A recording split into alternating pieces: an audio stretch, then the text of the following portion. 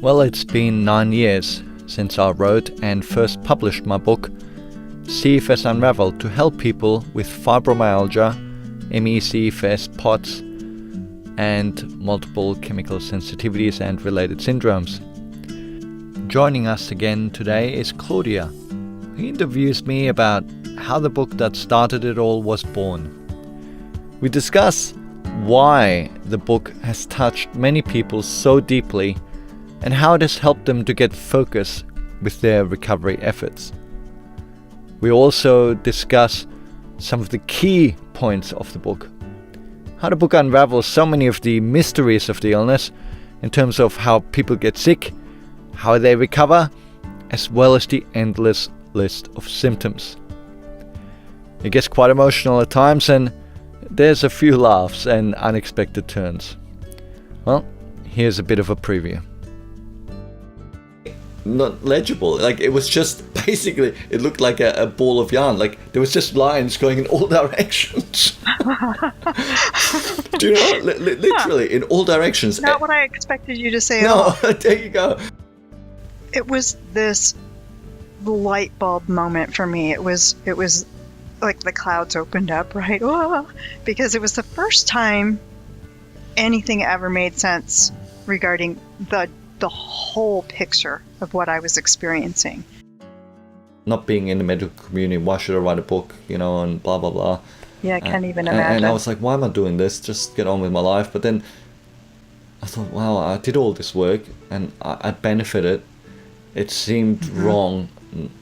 I just couldn't live with myself not doing these things.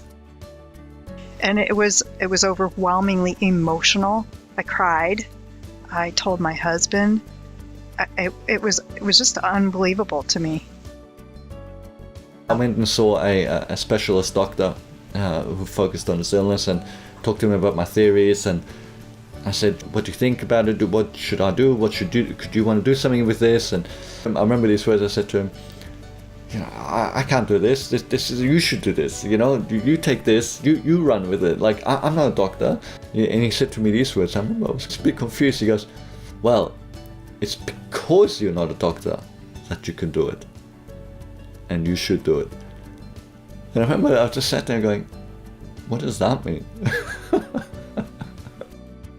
That there is this root cause, and it is something that can be addressed. And it just was so clear to me at that moment that and this all happened in one day. I mean, I got this book and I read it, and everything was happening so quickly that I think it just welled up, and the emotions just came out, and then I was just in a great big hurry to start.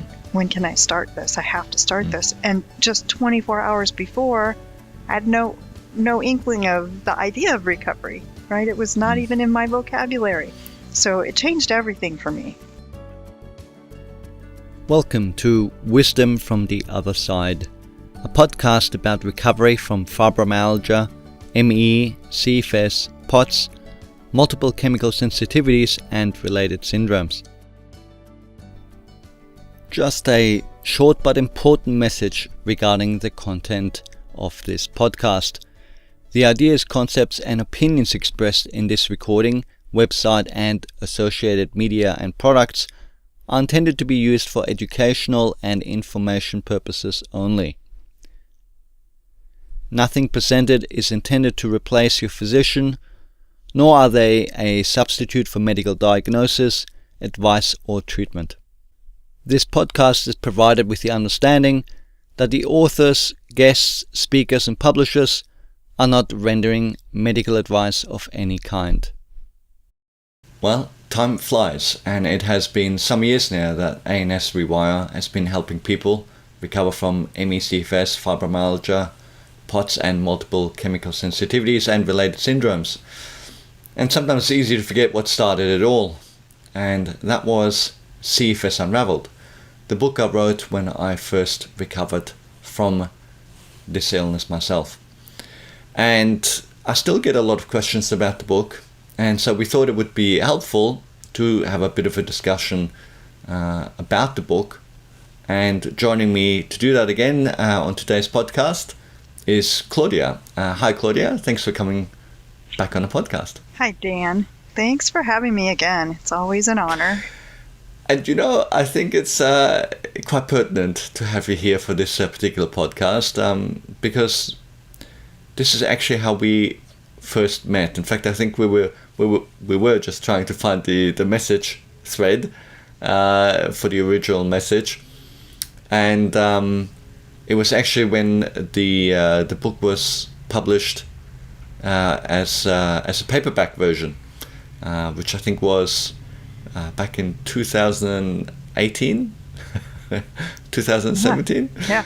It's testing my Which memory. is much longer ago than we think it should be. Yeah, that's right. And do you remember that first contact? I do. So, it was your request for me to post about your book publication on the Race to Self CFS Facebook group page that started my entire recovery process. Prior to that, I had no inkling of recovery or anything like that, right? I was just chasing after symptoms. So my question about that is that what prompted you to write this book in the first place, CFS Unraveled? Yeah, look, and obviously I don't want to go into my whole history, my story, which I've told many, many times, but I had been chronically ill with CFS, fibromyalgia, and periodic times of experiencing POTS. I had little inklings of multiple chemical sensitivities, but not really like full blown. And I'd been extremely ill. After 5 years, I reached physically my low point, where I was bedbound with 2 small children, a pretty sour Christmas, and it was shortly after that where I had the notion that I needed to find the answer myself, because I'd actually given up on trying to recover. I stopped seeking treatments for some time, having gone through trying everything and all these theories, and every time you let down. So I thought I just didn't want to do that. I just felt if there was a cure, we'd all know about it. And Right. and to be honest, for most of my years of illness, I hadn't really connected with the diagnoses. I thought, I don't know, that was just some label, and I'd never met anyone else with the illness. Wow, so different from my experience. Yeah, I never met anyone else with the illness, and so I thought I had some virus or something like this that people couldn't identify. In hindsight, of course, if I had met some people, other people, it probably would have made me connect more, and that's really what happened at the very end.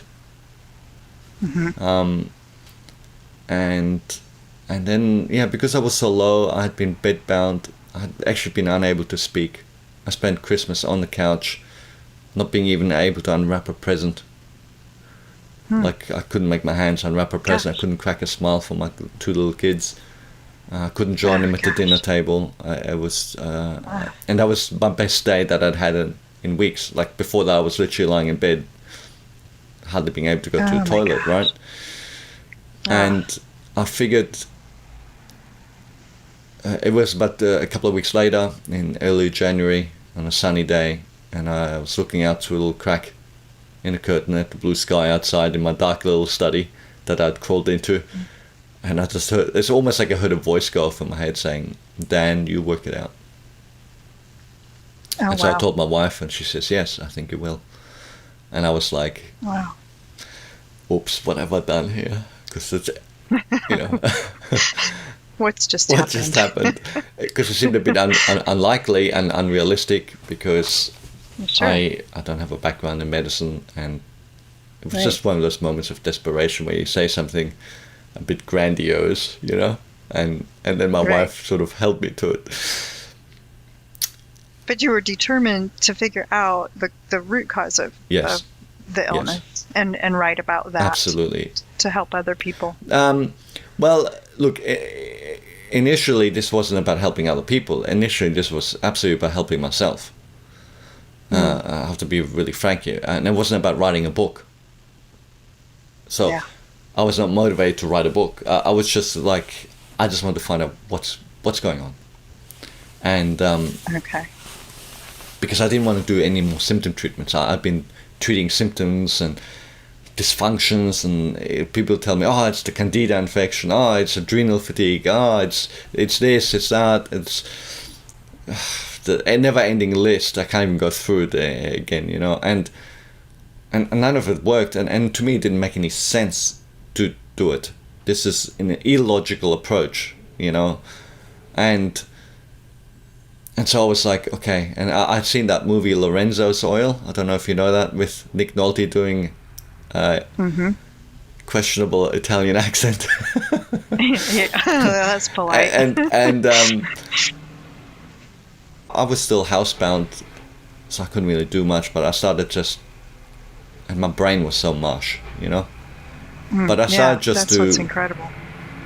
Just to Google, just to read, and it was very difficult at first because not having a medical background, it's like you try and read something, you don't know what's going on. All these words are just like, you know, I remember reading. And so you just have to keep backing up and defining. Yeah, what does this mean? Without the internet, it would have been impossible. Oh, yeah. Because the internet allows your learning to be accelerated, because you can look up stuff immediately and have an answer, whereas before you'd have to go and find a book, or go, you know, have a few years of lectures. Go to the library, you know. But so I started reading, and then when I was well enough to leave the house, sometime later, I started going to medical libraries. I would travel up to an hour to Brisbane, go to the universities there, going to the other medical libraries in some of the hospitals, go to the ones locally in the Gold Coast, and I would just start searching. I would look through papers, and I wasn't looking for answers to CFS, because I figured we'd all know, right? What I was looking at was really, you know, what's going on here? Like, what are the dysfunctions? Why could they be occurring? Yeah, because my whole objective was to find the root cause of the illness. Yeah, and that brings me to my next question. And honestly, I pulled the book out again last night to review and refresh myself, because it's been almost 3 years now since I've read the book. And what really touched me was the foreword in the book. And I'd like to share just one paragraph from it, because I think it pertains to what you just said. And it's written by a woman named Katie Thiem. Am I saying her name properly? She has a PhD. She's a professor of neuroscience and medical psychology at the University of Marlborough.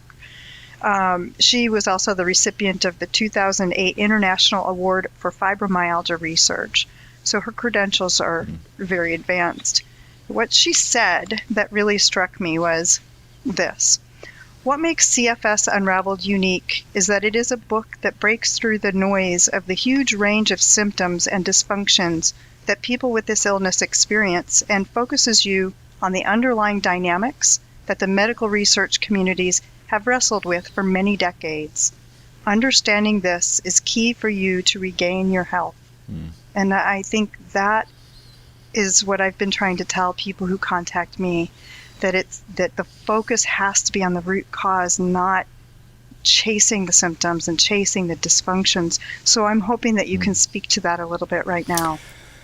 My background is actually as a physicist, and this is why there's a lot of engineers that follow me, right? Because we have a similar kind of thinking.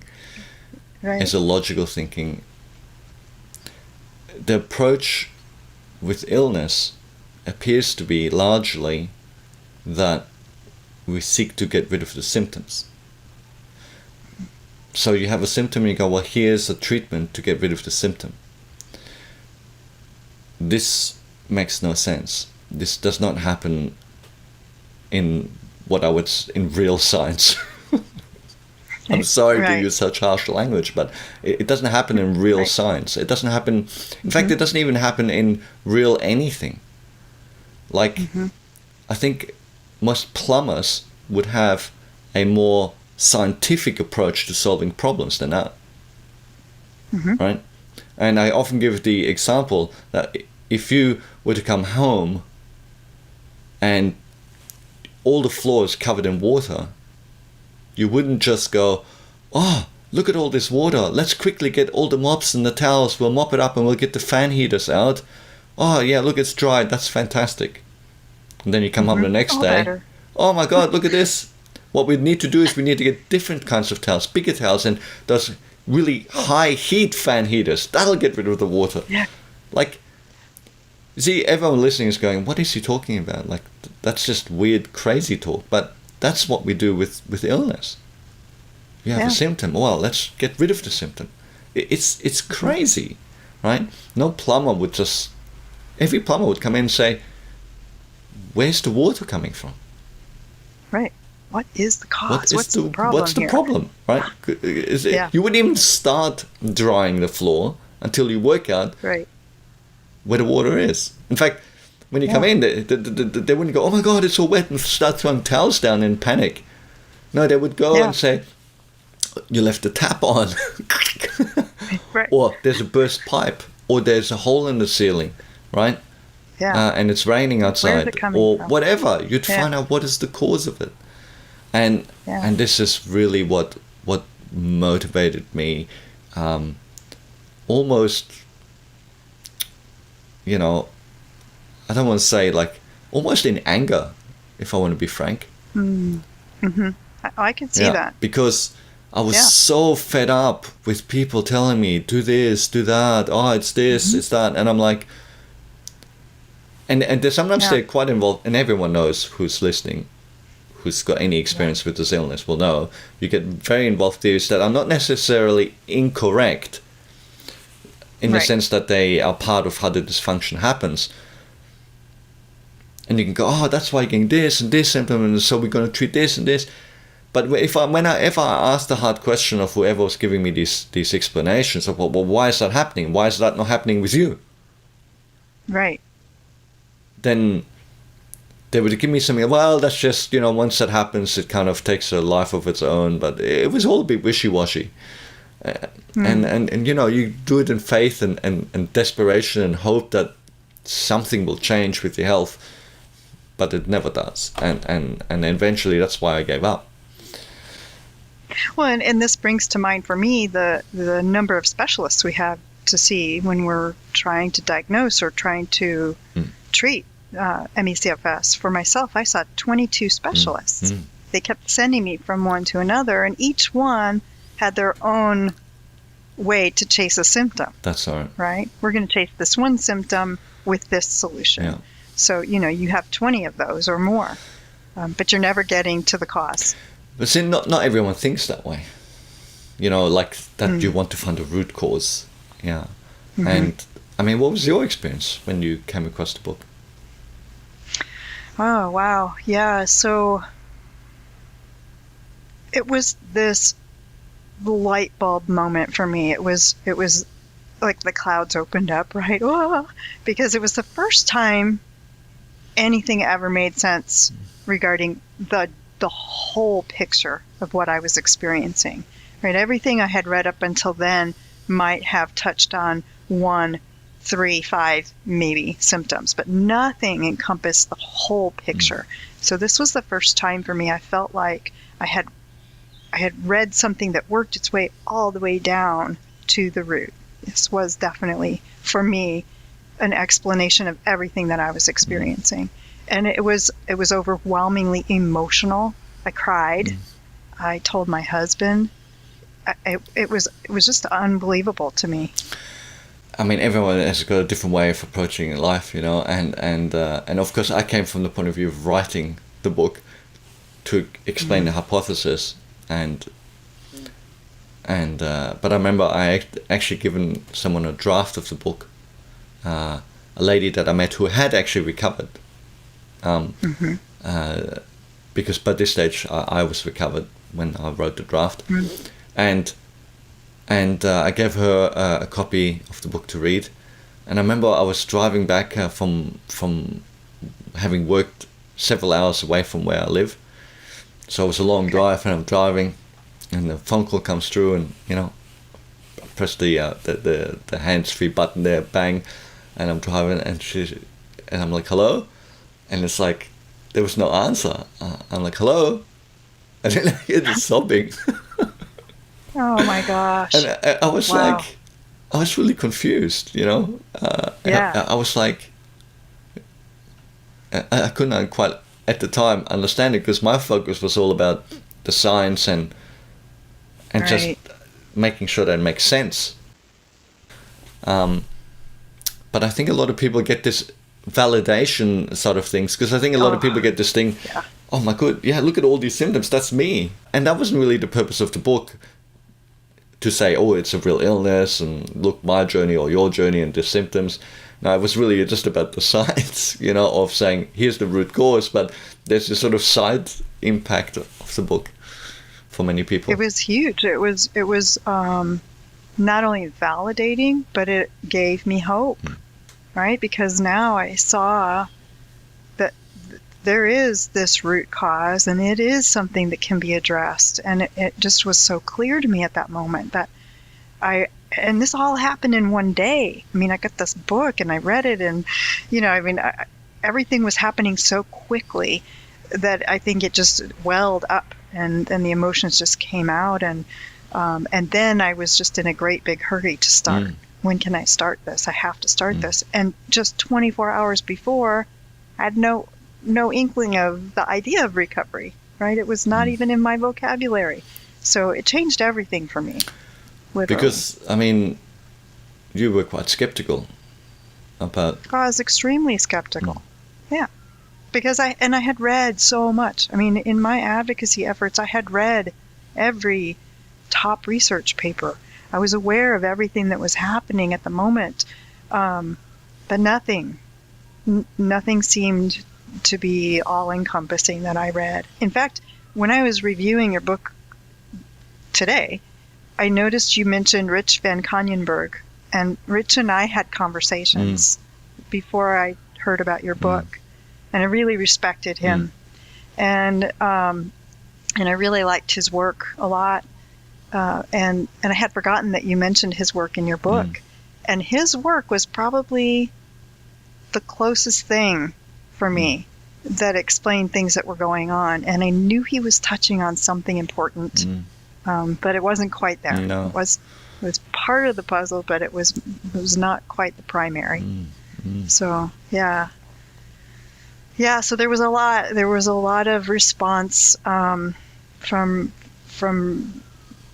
just starting to read the book, even not even getting to the end of the book, just the beginnings of the book. And I said today that rereading that beginning of your book, I realized that it truly was a labor of love that you did. The way you presented it when I read it was so caring and nurturing. I felt like, he really understands my experience, and he gets it, and it's not insulting, it's not diminishing, it's not minimizing. This is truly respectful, and it made sense. Well, I'm one of... I can't even say you. I'm one of us. You know what I mean? It's like, obviously, I've been there, and the challenge for me was when I was piecing this together, because the way I did, I'd go to the universities and I'd look at particular dysfunctions, because I just started with clues, and I'd say magnesium is low in people. I go, well, why is magnesium low? What's it being used for? What regulates the magnesium? Why could it be low? Because I'm thinking, if that's a fact, right? And I can use that fact to say, what's the cause? Because it must be happening for a reason. And so that's what then I'd just study all the physiology of how it's being used and how it's being regulated and all of this. And it didn't give me a clear answer. It just led me, basically, it was, aldosterone and the adrenals and all this kind of thing. But I'm like, okay, but it's being used everywhere. It wasn't clear. Why is it low, right? Then I had to look at things like other things like alcohol intolerance. See, that was such a big thing. Being German, having some German friends, I'd get teased for not drinking beer, right? Oh my gosh, yeah. And then it'd be like, why is it that I drink one beer or two beers?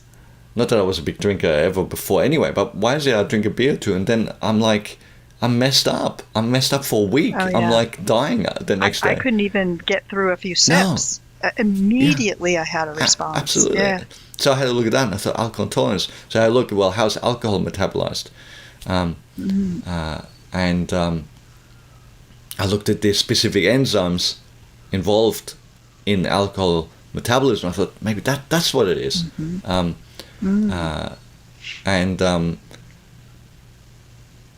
And I had a friend at uni, my best friend, he was Chinese. And I remember whenever he would, like, even, he didn't drink much, but if we had like one beer, he'd go red like a tomato. And that's because a lot of Asian people are unable to produce the enzyme to metabolize alcohol. Yeah. I thought, well, is it that? But then I looked at it and I thought, well, that doesn't kind of explain it, and Right. why would there suddenly be the shift? Why was I able to do it before and not now? And what about all the other symptoms? So I was like, right. I invested all this stuff. I think, because from memory, what was it? Acetaldehyde dehydrogenase or something like this, right? Is the specific enzyme used to metabolize food, because it's an intermediary in alcohol metabolism, and the intermediary is actually very toxic. Like, it's completely poisonous, right? Yeah. But it's only there for a short time during the process of metabolizing this. But it's what builds up, and that's what gave my friend a red face, right? And I'm like, this doesn't explain it. And I went through all these sort of dead ends, and I'm going, what am I doing this, right? This is not going to go anywhere. Oh my God. While you're saying this, I'm having this image. I'm a hypnotherapist now, so everything is metaphorical in my mind, right? And we're talking about root cause. And so as you're saying this, I'm imagining a giant tree with all these leaves, right? And all the leaves are all the symptoms. And then you've got the branches, and those are all the dysfunctions that cause the symptoms, right? You got primary and secondary dysfunctions. And then you keep working your way down. And I feel like your research, you started with the leaves. Yes, that's exactly right. Each leaf brought you down into the branches, and then another branch, and then down into the trunk, and then eventually you worked your way down to the root. What's the root? Well, right? yes and no. It wasn't quite like that. I mean, that's how it comes through in the book now. But actually, and that's why I started telling you about this, because I probably sounded like I went on a weird side story to tell you about this thought process. But the reason I was telling you is that what I'd find the connection from one thing to another. And that's okay, well, this causes this to happen. And this over here causes that to happen. And this causes this to happen. I started drawing all these connections on a big sheet of paper. And I thought, okay, I'm going to look for a pattern here of what is the central thing that's making all this happen. But when I drew this thing to try and get logic, in the end, I had something that was not legible. Like, it was just basically, it looked like a ball of yarn. Like, there was just lines going in all directions. Do you know? Literally in all directions. Not what I expected you to say. No, there you go. It was such a mess because what happens is, and this is why I think doctors and the medical community at large and the research community get so lost, because the body is extremely complex, and in this illness, what isn't dysfunctioning, right? I mean, it really makes me giggle when people say, oh, well, there's nothing we can test that's wrong with people. I'm like, is there anything you can test that's right with people? Like, okay, we still have a heartbeat, but like, even that's wrong. Even that's irregular. So, I mean, like, and the body is so complex. So everything relates to everything else. That's not quite true, but you know what I mean? There is such a dynamic. And when I looked at all that, I go, I scrambled it up. I did it 3 times, right? Oh my gosh. Where I spent the whole day trying to draw these lines. At the end, it was like, I can't see anything. Bang! Oh, And by the wow. third time I go, no, this isn't going to work. But so then I thought, okay, let's forget, because there's these secondary dysfunctions, and they get a life of their own as well. Mm-hmm. So then basically what I did is I started to say, well, if I look at specific things and just take them to what is the highest cause of that specific set of dysfunctions. Okay. And without looking at how it interacts with other parts in the body or other systems. Mm-hmm. And when I did that, I found that all roads led to Rome, so to say. And they all led to the autonomic nervous system. Right? Okay. And so I wanted to find a way to convey that. And, you say it was written with love and all of this. Well, of course, I mean, when I recovered, I just wanted to share this explanation because I felt, in fact, even before I recovered, but even when I thought I wouldn't recover because, I couldn't imagine myself recovering after all these years, even though I felt the theory was definitely correct. I didn't have any real doubt about that. And so I wanted to share that, but I wanted to share it in a way that people could understand. And my first few times I tried to have a conversation, people just kind of went, I can imagine. because it was just, I'm like, okay, this is not so easy to explain. And in fact, you got the good version of the book because the book was 50% bigger. I can't even imagine. The first time around was 50% bigger, and wow. So yeah, it been published for several years as an ebook on Kindle, and then I had to condense it to make it even more understandable for people. Wow. Yeah. And reading it is difficult when you're sick and you can't process very well, and yeah, absolutely, it's a challenge. But I remember you saying in the book, in the difficult parts, the first part of the book, that just describes everything that we're about to talk about, and you said in the book, if this is difficult, this is deep information. This is paraphrasing, but just read it. Keep reading. Just keep moving forward. Kind of like you say in the program too. Yeah. Yeah, you don't have to understand all the details, the medical details. Yeah. I mean, it's really, that wasn't even the purpose of. Everyone has to understand how everything works. Like, I mean, right. You don't understand. We don't understand anything about anything in our lives, and we just get other people to do it for us. Right. I don't understand. I was going to say I don't understand, but most people don't understand how the car engine works. Right. They just take it to the mechanic. They don't need to understand it, right? Right. The reason I wrote it is not so that everyone understands it. I wanted to share it with the research community. That was one of my primary goals, and I wanted people.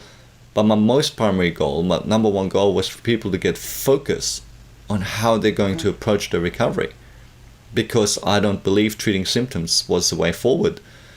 And so the only way to get people to focus is for them to believe that this is the root cause. And the only way I felt I was going to do that is by answering the hard questions that nobody's had answered before. Right. And what, tying it together. What it did for me reading that first part of the book was tell me that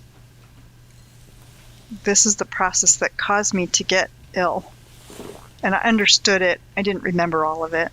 I couldn't retain information at that point real well, but I understood it as I was reading it. But what I understood was this is the process my body went through to get sick.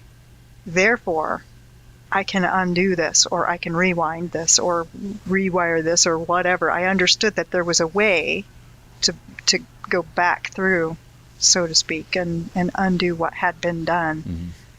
So that's what gave me hope, was that okay, now I understand what got me here, and I can figure out what to do to get better now. Yeah. So it was important for me to understand the the root cause. Mm.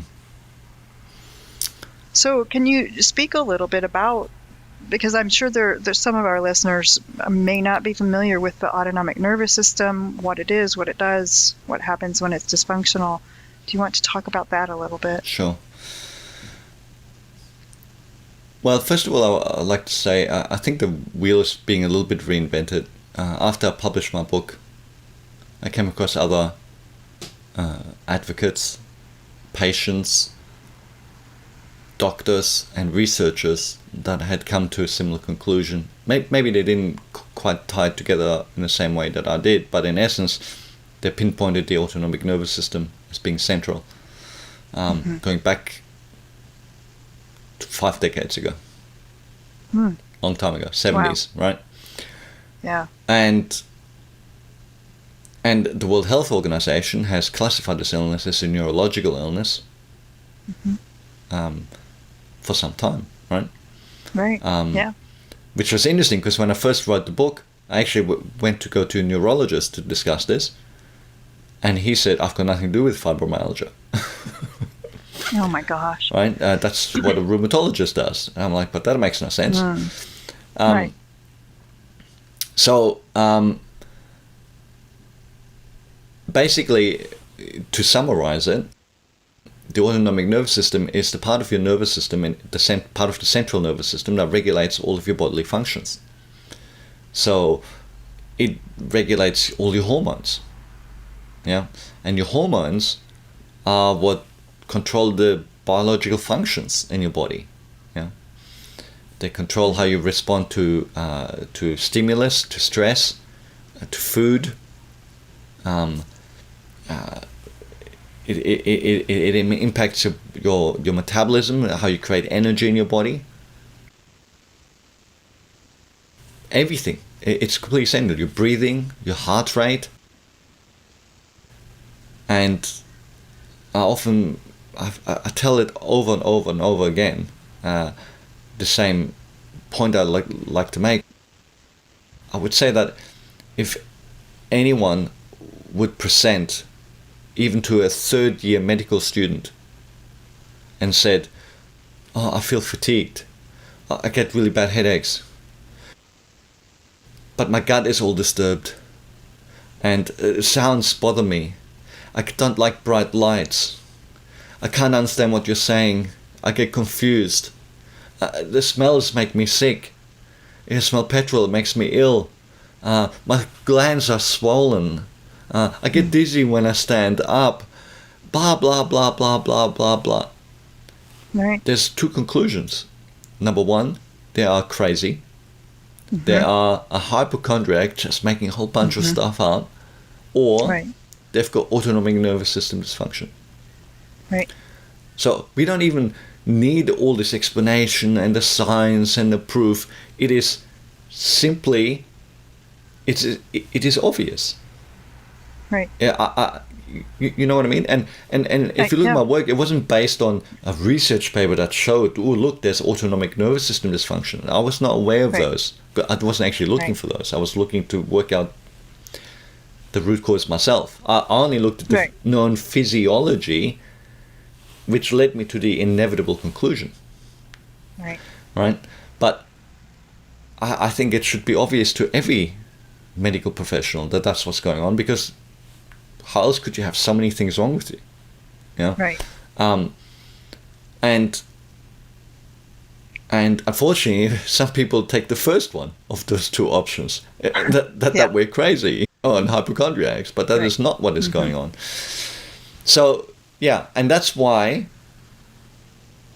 we have all of these issues in our body, right? Like, and it's one illness. People go, I'm so unlucky. I'm just like a sick person, because first I had CFS, and then I got fibromyalgia, and then I got POTS, and then I started getting multiple chemical sensitivities, and I had irritable bowel syndrome before all of that, and then I've been diagnosed with hypothyroidism. I've got this and I've got this. No, you don't. You don't. You have one illness. Autonomic nervous system dysfunction, dysautonomia. Yeah. And And we know that, right? Like IBS is a great example. This is how things get messy. You say people have IBS, and you start to say, oh, look, they can't metabolize certain foods. And then we go on a FODMAP diet, which could be helpful for some people. And we might do tests and say, you've got dysbiosis. You've got an unbalance in your bacteria in your gut. And it gets so messy, right? Right. Excuse the pun. It gets so confusing, right? And it's like, just on IBS alone, right? But actually we know that IBS is a nervous system dysfunction, okay? Right. Pop a little balloon in your bum and blow it up, and normal person goes, that's a bit uncomfortable. Person with IBS will be screaming, hitting the roof, okay? Right. Why? Because the nervous system is, the sensory part of the gut is sensitized. Just like the pain we have in fibromyalgia. It is not a similar condition. It is not a related condition. It is the same illness, right? Right. And so it explains how all the symptoms are created. Well, not all the symptoms, but the majority of the symptoms.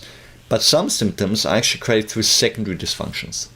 So what happens is the autonomic nervous system dysfunction will cause another dysfunction in the body, which then produces more symptoms. So for instance, you look at orthostatic intolerance or POTS, you can say, well, directly, every doctor will tell you POTS is dysautonomia, right? So POTS is the only one out of all of those that is officially recognized as being dysautonomia, but they're all dysautonomia. Right. But then, for instance, if you have like dysbiosis, like I was saying with the irritable bowel syndrome, that's secondary. And now because you've got this, it's almost like there's a problem there that continues to perpetuate, that cycles on, it gets a life of its own and causes, because your gut is not functioning properly, you get chronic candida infections, or you get all of these type of things, and they don't respond to treatment necessarily. Right. And that's why we think, oh, it's this, and I have this, and I have that. These are secondary dysfunctions. Same with cellular metabolism, right? How do our cells make energy? Well, that starts to not function properly. Right? That's why that's part of the reason. I wouldn't say it's necessarily all of the reason. And I don't actually know how much of it is cellular metabolism and how much is a hormonal issue directly from the ANS. And I think it varies. That's the real answer, is that it varies between individuals. But basically, this cellular metabolism is also caused by the ANS dysfunction, in multiple ways. Same with things like autoimmune. People get autoimmune illness. Go, oh, now I've got autoimmune illness. I got something else again, right? Hashimoto's was one of mine. Yeah. Hashimoto's, right? But many people have hypothyroidism without Hashimoto's, right? And they have other autoimmune illnesses, and again, it's something that is caused by the dysfunction of the autonomic nervous system, because the catecholamines, which are the stress hormones, they basically are in such a imbalanced state for so long that the immune system starts to dysfunction, and that's how we develop autoimmune. So there's a whole bunch of these kind of things that go on, and this is why it gets so complicated. And what I try to say is, well, here's the clarity. This is the cause. This causes all the symptoms, dysfunctions, plus these secondary dysfunctions, and they have a cycle of their own as well. So you mentioned stress hormones just now, which kind of leads me into my next question, how all of this leads into people becoming sick. And we talk stressors, not psychological stress, but physiological stressors and what's occurring in the body. So can you touch on that a little bit? Okay, so yeah, stress is such a emotional word in our illness community, and I think it's because we often get told that we're depressed or Right. stressed out or something like this, or psychological. And so people get their back up very easily because, Yeah. you hit it with stress and it sounds like, oh, yeah, you're saying I'm Naturally. just stressed out. But Right. we got Well, to... it's victim blaming. Yeah. Yeah, that's right. Feels like it. It Yeah. sure feels like it, absolutely. I Yeah. think I would have been quite militant during my years because I was so sick of people silly comments, Right. But stress is misunderstood. You don't eat breakfast, your body experiences stress. Right. You go for a run, your body experiences stress. You watch a movie with lots of explosions, your body experiences stress. You get a virus, stress. Car accident, stress. Childbirth, stress. And that's a positive thing. Well, so is exercise, right? Like getting married or moving. Right. Yeah. Going to a party, stress, right? All of these things are stress. And if you look at how people get ill, that's I talked about all the symptom side of things. Well, what about how all the people get ill? Again, everyone made, this is part of the reason why people couldn't work out, and they say, oh, well, there's different versions of fibromyalgia, different versions of CFS. These people had post-viral fatigue syndrome, and then they got CFS. These people may have had a psychological problem, right? Yeah. Or psychological illness. These people were in a car accident or had a physical surgery or something like this. But it's all the same. The nervous system doesn't really differentiate that much between, having a physical injury, like from an accident, surgery, childbirth, or something like this, and having psychological stress, because one leads to the other. Right. Have you ever seen a deer being chased by a lion? That thing's stressed Only on out. TV. Yeah. It's psychological. I'm about to die. Right. That's psychological Yeah. stress, and Right. and the body right, the same autonomic nervous system in a deer will say, you seem really a little perturbed. Right. There must be something bad. You have mental stress going on right now, and you have physical stress. You're running a lot. You know what? I'm going to pump out those hormones, right? Yeah. And the reason why it does that, it is preempts the inevitable injury as some claw swipe, where even if you get away, you're going to get some injuries. Right. Right? And so it actually responds in a similar way to when you actually get injured, just by having the psychological stress, because the psychological stress is the precursor to the physical injury in the normal world. Obviously, we don't live in the normal world. You're right. Right? Right. We stopped doing that probably about 10 to 15,000 years ago, right?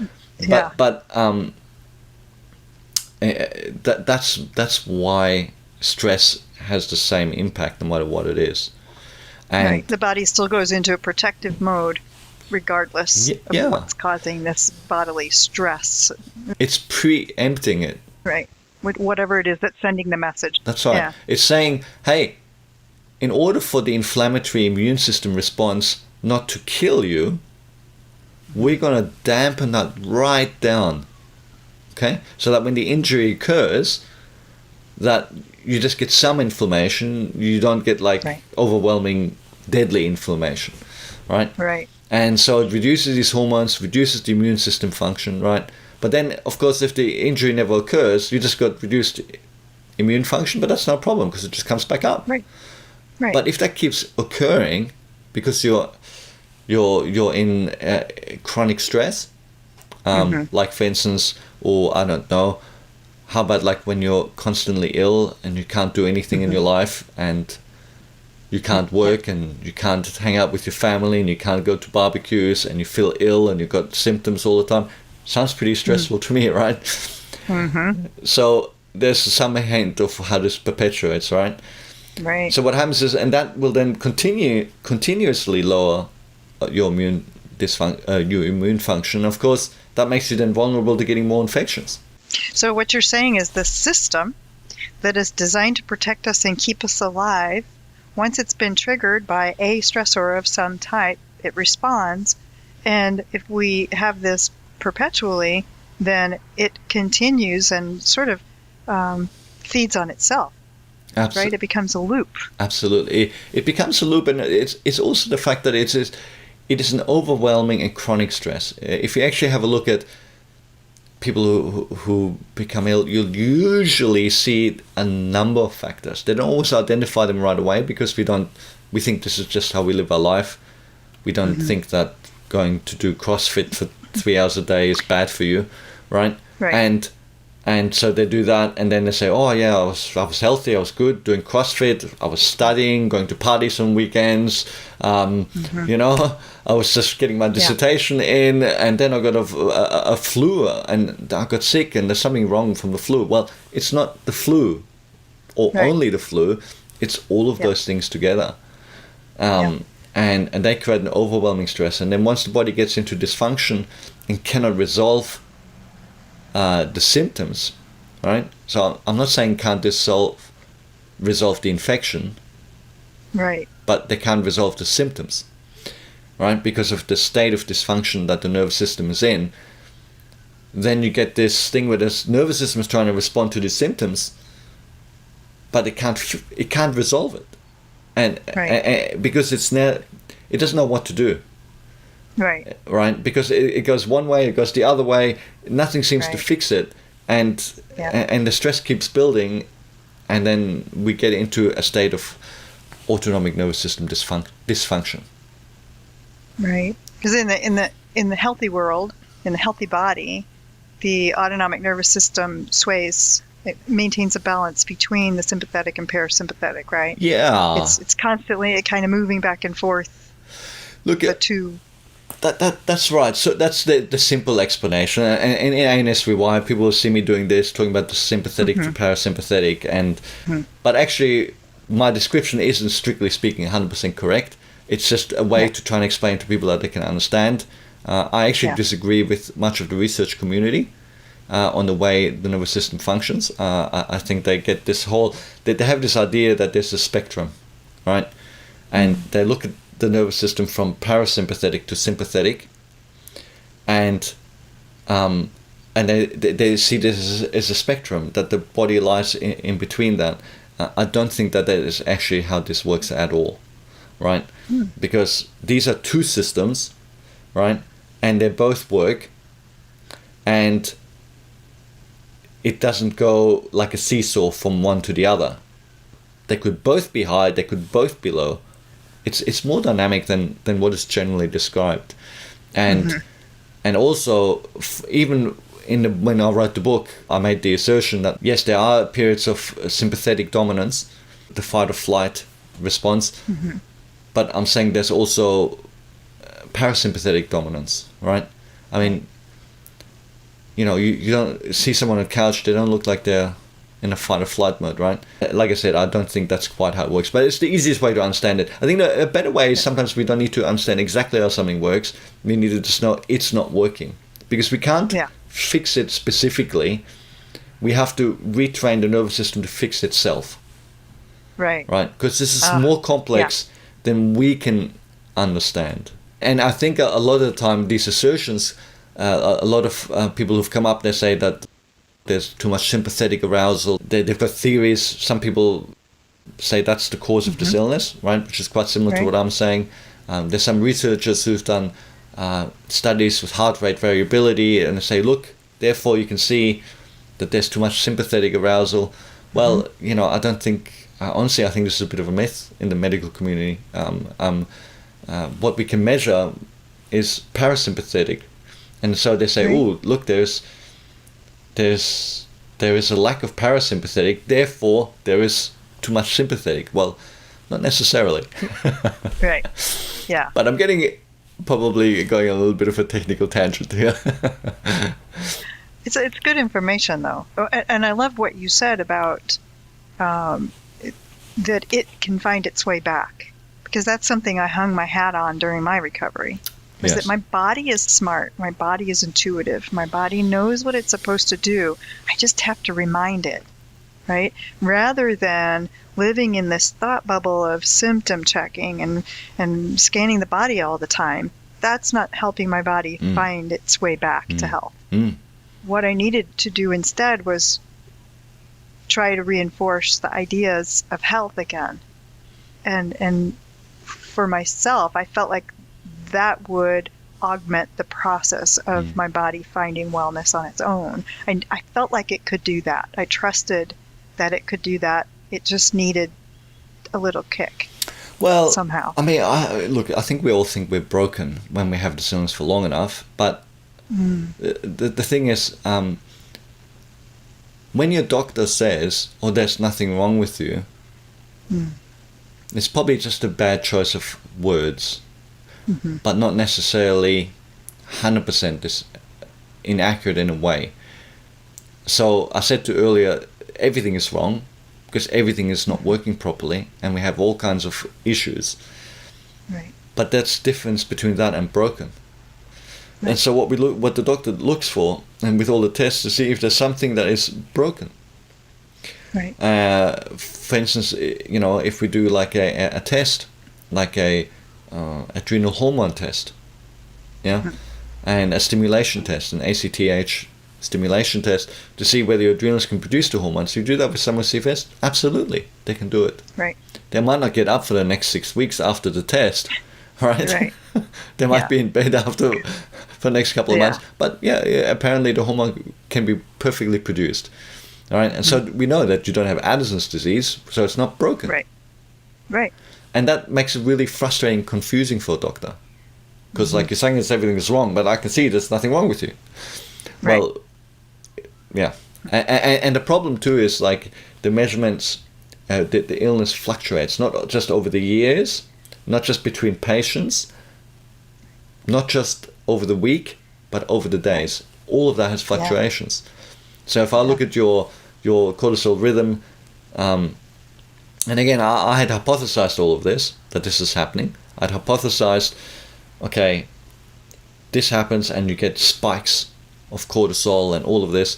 And I wrote this, let's say humbly, because I was like, I didn't have proof.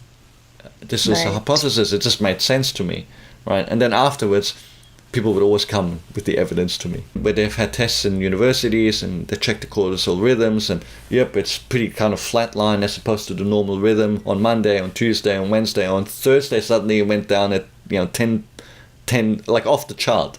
Like literally off. If this is the normal rhythm, it was like at like 5 in the afternoon, right? Wow. Or sometimes you often see it later, like at 10 in the evening, right? Yeah. But only on the Thursday, right? So now, how are you going to test for that? It makes it very difficult. Right. Very difficult. But basically, the ANS dysfunction explanation is there to show us how most of the symptoms get created in essence, right? We can never drill down things to an absolute minute detail because we simply don't understand how the body works that well, right? It's so complex. It is very complex, and it explains how people get sick in all the different ways, and it also explains how people get well in different ways. Yes. Because think about it, and I know these maddening stories that most of the listeners might have heard, where someone comes to you and goes, "Oh, I had CFS and I did blah blah blah. Why don't you try that?" Yeah. And at first we go, "Yeah, really? What? Yeah." And you go and try it, some treatment for most likely a dysfunction. And you try this, maybe you get a benefit, maybe you don't. Certainly you don't recover, and you're like... So you go, that person didn't have CFS. Right. If they had genuine CFS like me, there's no way they would have recovered with this, because this doesn't work. Because it didn't work, But actually, that's not necessarily true at all, right? And once you understand how the dynamics between the symptoms, the dysfunctions, and the nervous system dysfunction occur, you can recognize, okay, these symptoms trigger the nervous system, if I reduce the triggering, the nervous system gets the opportunity to start normalizing. And I say opportunity because opportunity is not enough to make something happen. Now, with some people it happens, with some people it doesn't happen. Some people do brain training. Some people do brain training without realizing it. Some people, and this is why something happens, and then when you ask people, often they go, I'm not sure. In fact, you often find that recovered people who recover in this way don't even want to talk about it, because they're kind of almost afraid that just by talking about it might come back, because I don't know what happened. I just pretend like that those years of my life didn't occur. And that's why I think there's benefit for people even who've recovered. Yeah. In reading the book. I definitely could see that. Not that I want them to focus on the illness and then get back. Just get on and live your life, seriously. Just be happy, go on and live your life. But it would be helpful to understand how you got where you got. Absolutely. So that it doesn't happen again. Exactly. Because what I've found is that understanding how you got ill and how you recovered is really an important component of having a robust recovery. Mm-hmm. So I feel like I apply that all the time now in my recovered life. Right? Yes. Yeah. It's all about making choices and weighing things out, and I mean, a different person. Yeah, you don't go back to who you were before. You become some new kind of person. A better version of ourselves. A better version for sure. Yeah. 2.0. Certainly appreciate life a little more. Yes, most definitely. So, how do people recover from this illness then? So I already alluded that there's these accidental recoveries where people treat certain dysfunctions. These can be direct dysfunctions or secondary dysfunctions. This is a little bit of an annoying phenomenon, because most of us know that you can treat all these dysfunctions and it doesn't go away, right? We try all this where we treat all the symptoms and it doesn't work. Oh my gosh, and then you find out that some people apparently did that and it does work, but it doesn't work for you. Right. I mean, really, could it be any more maddening, right? Yeah. So frustrating. It is so frustrating. Yeah. But there are a lot of people who focus on mind-body medicine. And the reason is not because this is mental or psychological, but if you want to affect the nervous system, you can affect the nervous system physically or mentally. If you want to retrain the nervous system, you can do it physically or mentally, right? And so you have to use whatever tools are at your disposal. I mean, whatever's at your disposal has got to be the first thing. If you had a magic machine that could do it for you, why wouldn't you use that? But you don't. So you have to look at what you can. Now, you still can have some physical strategies, but mind-body medicine focuses on this, and then they focus on the psychological stressors. And even if they are not what caused you to become ill, they can maybe help you to recover. Yeah. I take a bit of a different approach. I like to use all the things at our disposal.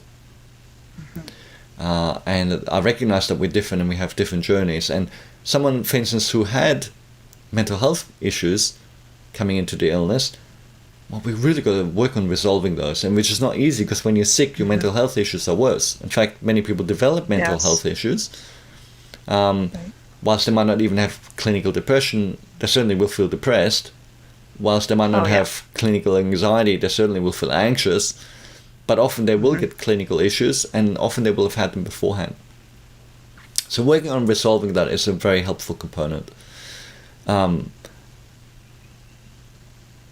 The central strategies are about retraining the brain to behave differently.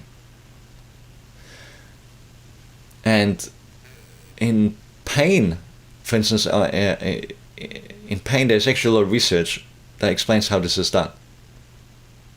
Yeah. For some strange reason that I cannot fathom, this doesn't really appear to be applied outside of emergency hospital settings. In some places where they have like severe burn victims, where they no amount of medication can help them, then they use some of these technologies, psychological technologies, to reduce the pain.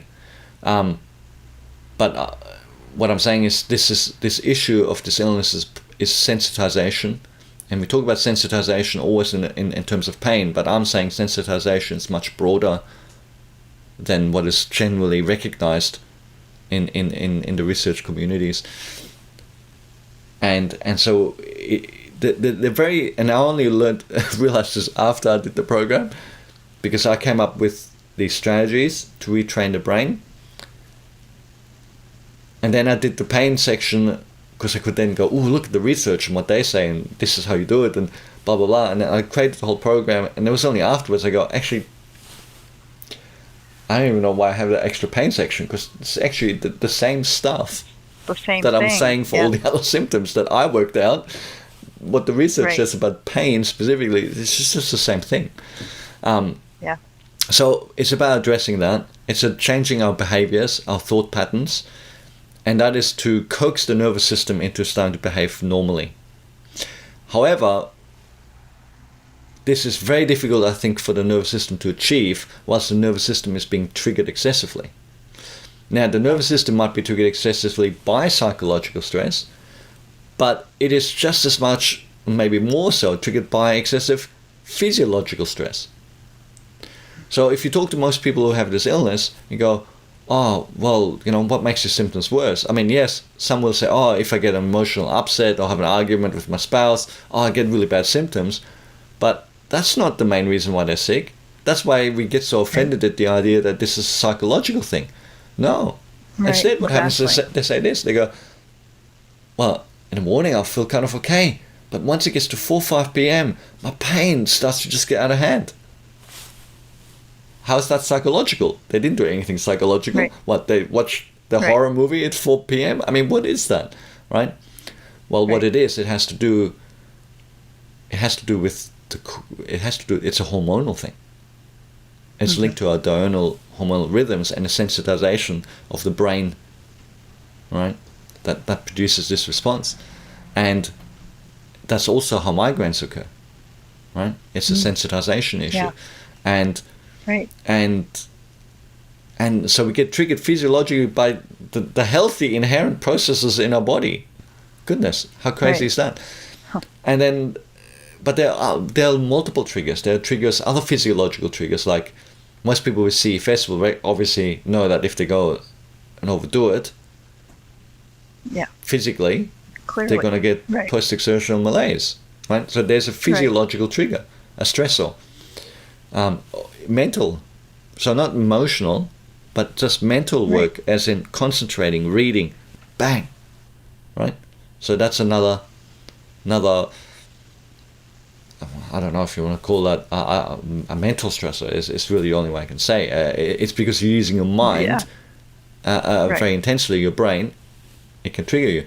But there's other inherent ones, like in your blood, in your body. Remember what we spoke about earlier with IBS. When you're eating and how it feels in your stomach, and you're sensing all that excessively, boom. The brain is in this cycle between the gut and the brain. Your blood sugars. The list goes on and on, right? Yeah. And normal healthy things that are systems that are, in inverted commas, stressors that everybody has. I mean, they're not bad things. I mean, it's normal. Like, you haven't eaten for 5 hours, you get hungry. That's good. Yes, then you go and eat something. I mean, this is not a problem, right? But when you have a dysfunctioning nervous system, it needs to be addressed. And also all of the different symptoms we have. Yeah. So now, this is why, as opposed to some people who have a mind-body approach, I look at a multilateral strategy, because treating your physical symptoms and let's say you can't fix them, but if you can reduce them, that will change the way your nervous system responds. So, in an inverted commas, and apparently I've just been told that I do this here a lot, but useless treatment, because it just doesn't really fix your symptoms. It just reduces your symptoms for a bit, and it's like you go, well, how's that going to really do anything? Can actually have a significant impact, because not in isolation, because we've done that and we go, we come to the conclusion it's useless. Not in isolation, but combined with all the other approaches and doing the neurological work, the mind work, the brain retraining to affect neuroplasticity. When we do all of that together, that's when we make progress. Yeah. And I outline a framework for that in the book. And I describe it as a framework because it's not it's not detailed on how to do everything, right? Because one, that wasn't the scope of the book. The scope of the book was to give people a hypothesis and to get them to go, yes, this is what it is, and then to go on. Right. Right. There was no ANS Rewire program when I wrote the book. Right. Right. I wrote that's important for people to know. I didn't, and also like to go into all of those details and all of that. I mean, it's impossible, right? And even in the program, it's impossible. I say, go and work with your doctor, go and work with your naturopath, go and work with your other healthcare professionals, because this is more complex. It's not a magic cure. It's a tailored process of recovery that you need to do for yourself.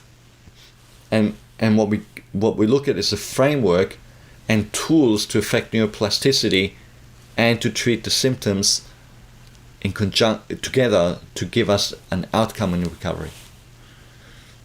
And people have used the book as a guide and gone on their own journey and recovered. Really? Yes, they have. Yes, they have. So I've had many people emails and discussions where, you know, suddenly that it was the book that prompted their recovery. That's really interesting. Wow. And so yeah, absolutely, it's a starting point. But the main thing is about giving you the focus. So we know that the root cause is the ANS dysfunction. We know that we need to approach it with a multilateral approach. And so at this point, you would recommend that people read the book? Yeah, look, you can even have a look at, I've got some videos on the website. There's I did this a long time ago when I first did the book, right? I look pretty much the same though, right? Because I stopped the aging process. I'm not graying, I'm not losing my hair, right? There is that. It's like it looks the same. But they're basically 3 short videos about 8 to 10 minutes where I talk about the explanation for the illness. They can check that out on my website. If you look at the one of the tabs, I'll put a link in below here on the podcast. Oh, good. And they can have a look at those. And look, if it resonates with you, check out the book. Yeah. I think it's like $8 or $12 or $6 on Kindle or something. I don't know. It's not a whole lot of money. Right. I actually gave away 5,000 copies for free when I first published it. Oh, wow. And you know, it's an inexpensive way for you to have a look at it. But check out the videos first, see if it resonates for you, if you want to read it, the book, and then see where that takes you. Excellent. Very good. Well, thank you, Dan. Well, thank you.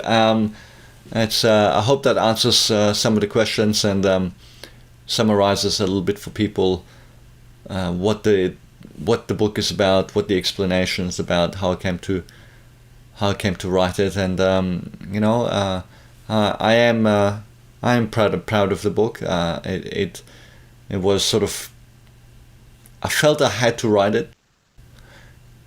Yeah. It was hard. I understand that urge. It was hard because it was so complicated. And then trying to put that into more layman's terms. And like I said, it's not even 100% accurate based on what I believe how it really works. But if I go into that detail, then that's really going to break people's brains. And we don't want to do that. We don't want to do that. So, but it's about being practical and giving us a clarity. You know? And I felt it's the same with the ANS Rewire program, because people kept asking me for help, and I was helping people all over the world. This was all done for free, right?